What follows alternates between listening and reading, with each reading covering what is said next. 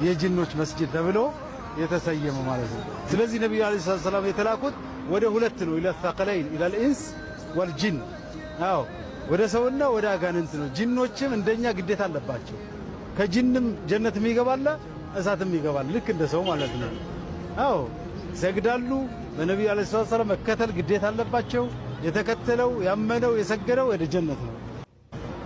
ስለዚህ ይህንን ቁርአን የወረደበት እዚህ መስጂድ ላይ ነው። ነብዩ አለይሂ ሰላም እዚህ ጋር አድረው ነው እንግዲህ ይህንን ቁርአን የወረደላቸው። ጂኖች እዚህ ሰልመው ነው ሌላውን ጂን ያሰለሙበት።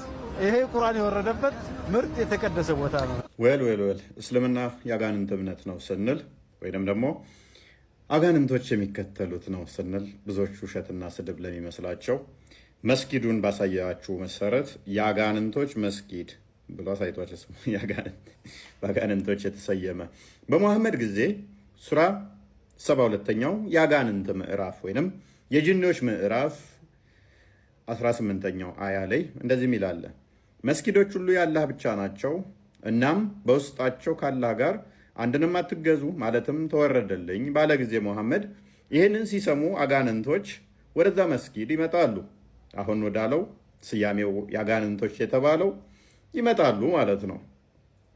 ምን ቁርአን ሲወረድለት መሐመድ አጋንንት ተሰብስበው ወደሱ መጡ።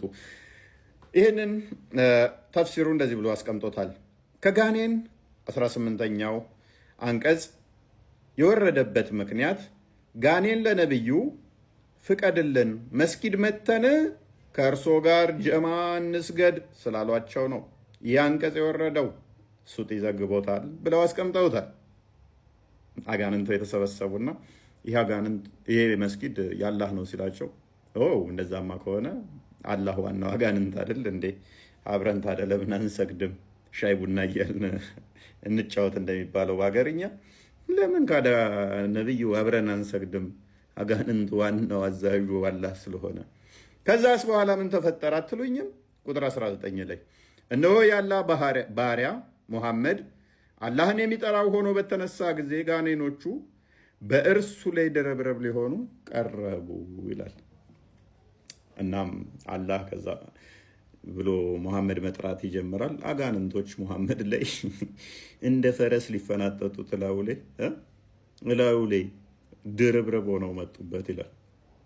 አጋንንትን የሚስብ አጋንንትን የሚጠራ የማን ስም ነው? የአላህ ስም። መስጊዱ ማን ነው? የአጋንንቶች መስጊድ። ቁርአኑ ስሙ ማን ነው? የአጋንንቶች ምዕራፍ። አሁን ላይቭ ላይ ነን። ብቅ በሉ።